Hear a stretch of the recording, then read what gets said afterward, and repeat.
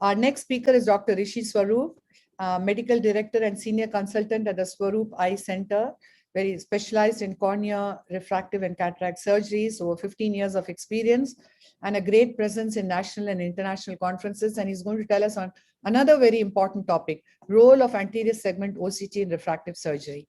On to you, Doctor. Thank you, Dr. Chitra, for involving me in this wonderful webinar. I think that all the talks have been so good. I hope I can do justice. So yeah, I think this is a very, very important tool when we are talking about planning for refractive surgery. And I can happily say that for the last 7-8 years, I don't think I've done a single refractive surgery without looking at the OCT map of the patient. And I think it's an invaluable tool for every anterior segment surgeon, not just for retina specialists.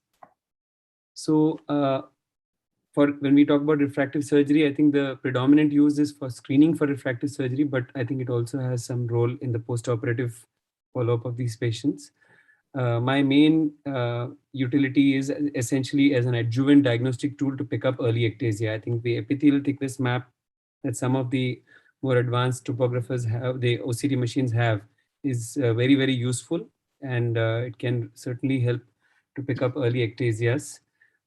Also, if you have a doubt that this patient might have a contact lens warpage, you can actually image it on the epithelial thickness map, and that again is one more useful utility. Traditionally we've been asking our patients to wait a week or 2 weeks after stopping contact lenses before we go ahead with refractive surgery. But if you don't see warpage on the map, you don't really need to make them wait and lose time, or even sometimes lose the patient. Refractive planning is very useful in my particular setting because I do a lot of surface ablation, and we do a transepithelial surface ablation. So because the OCT gives you an epithelial thickness map, you can plan how much epithelium to ablate in your transepithelial ablation. And if you have too much of irregularity in the epithelium, or if you have like an epithelium which is very atypical, you might want to remove the epithelium and then ablate. So all those things come into play in refractive planning. It also gives you a very accurate pachymetric map, probably more accurate than the tomographers.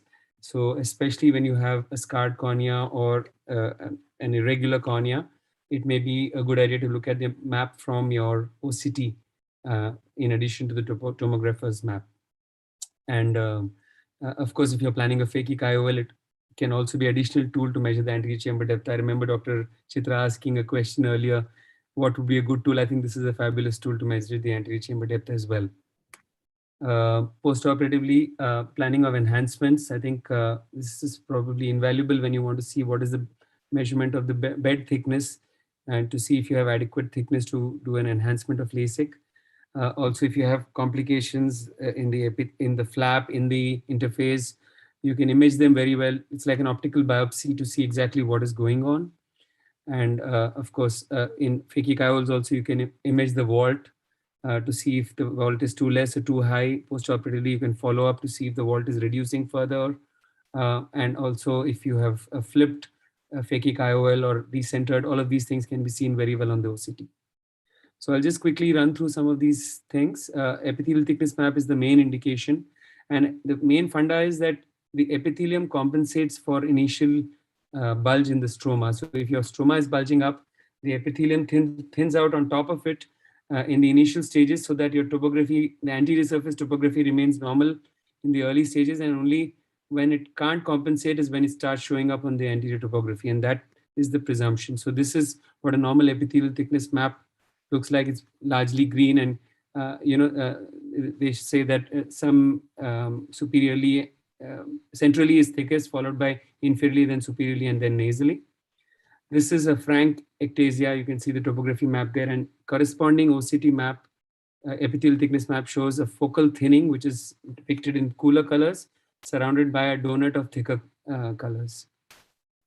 So this was actually first shown to us by Dan Reinstein and his group, who used to use a high frequency ultrasound. Unfortunately, this technology, though it was fabulous, didn't really translate into a clinical equipment which we could use in the clinic. And the real breakthrough came when Huang et al. Showed that the same kind of an epithelial thickness imaging could be done with an OCT of a higher resolution. And so I think this is the crux of it. You have on the topography map on the left showing a clear-cut image of a ectatic cornea, and the pachymetry map correspondingly showing a focal thinning, and exactly corresponding to that point, you have a focal thinning of the epithelium surrounded by a relative thickening of the epithelium. So this was just one patient which I like to show as an example.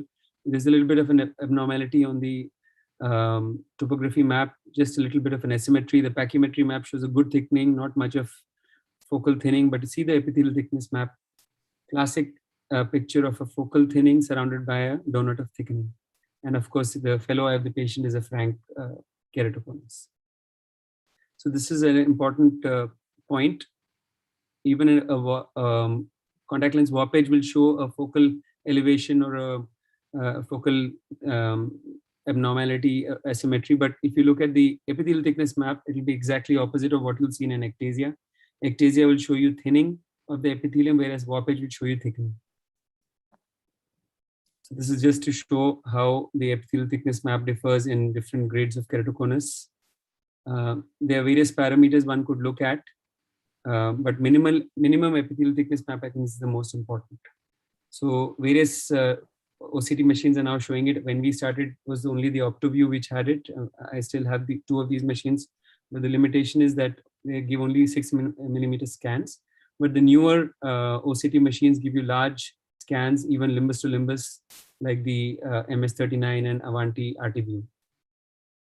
So this is just a normal OCT which shows on top normal pachymetry and at the bottom epithelial maps, which are very normal for both the eyes.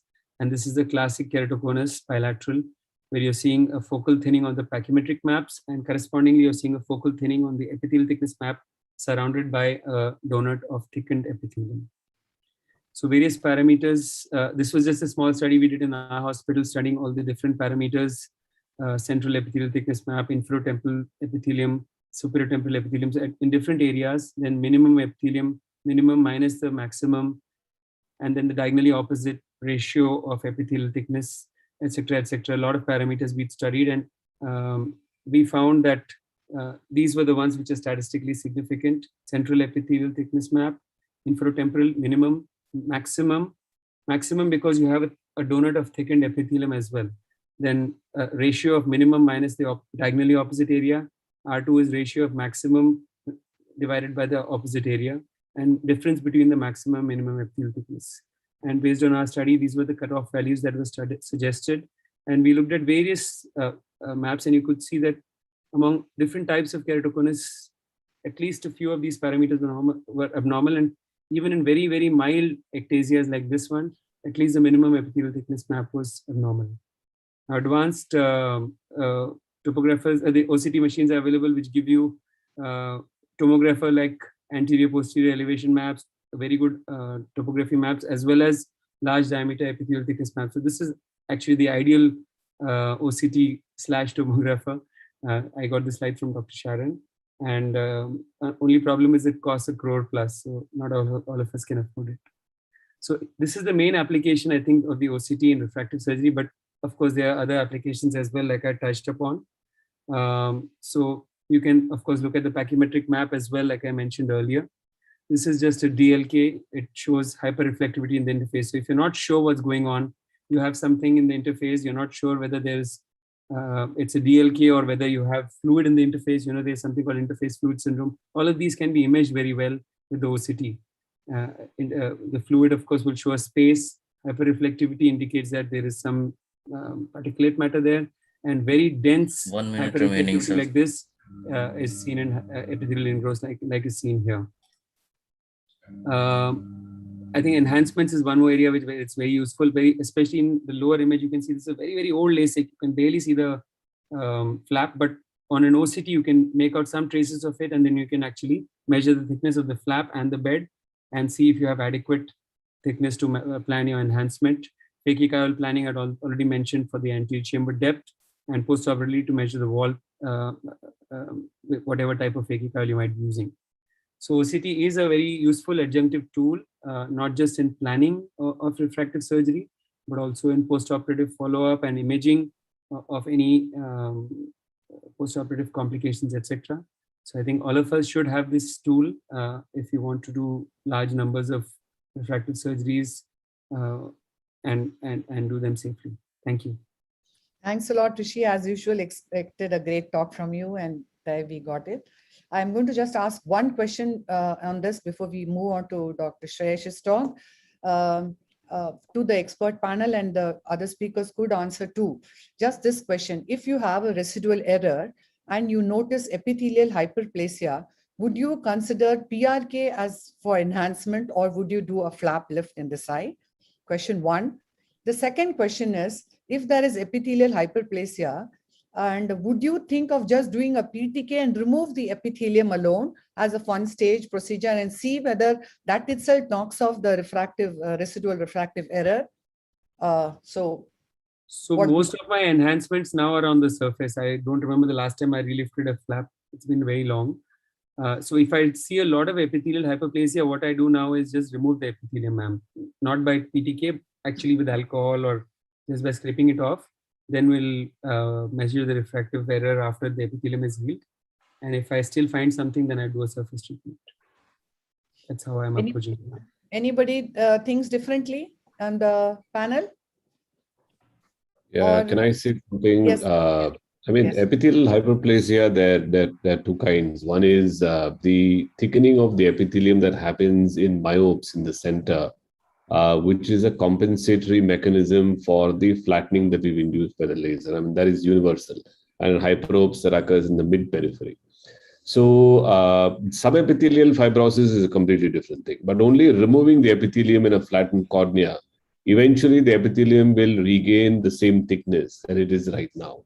So I think if you're aiming to treat a refractive error, like Rishi said, I think would be a good idea to do an ablation as well to correct the refractive error in addition to removing the epithelium. But great point about doing most of your treatments on the surface. I think that's the way to go.